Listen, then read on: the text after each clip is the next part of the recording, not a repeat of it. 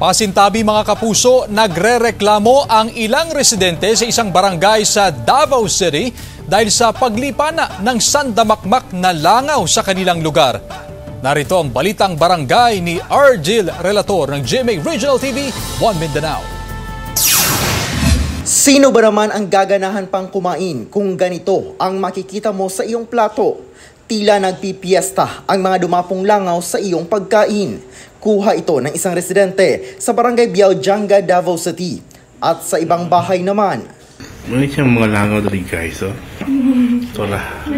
Ang hapagkainan hanggang sa sahig, dinumog na ng mga langaw.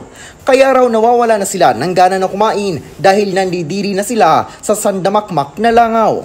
Ibinahagi naman ng ilang residente sa social media ang kanilang reklamo dahil paulit-ulit na lang daw ang naturang problema sa kanilang lugar.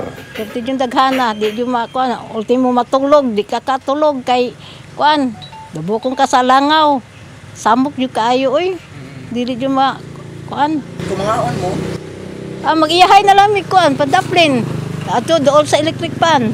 Ang nagtitinda naman ng gulay at isda na si Mary Jean, pagod na raw sa kakapaypay para maitaboy ang mga langaw sa kanyang mga paninda dahil wala raw pinipiling dapuan ang mga langaw kahit na mga gulay. Berti yung presyo jud kay magproblema man may kay pagkaon baya among baligya. Nya lisod pod makadaot o kuan kanang sakit sa mga kuan katawhan level na sa mga bata.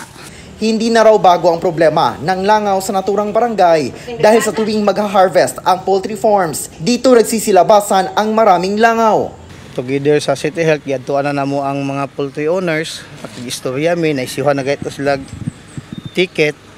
Nya ang barangay pod nagplano mi nga next week ipatawag na mo ang mga poultry owner para makaistorya na pod mi.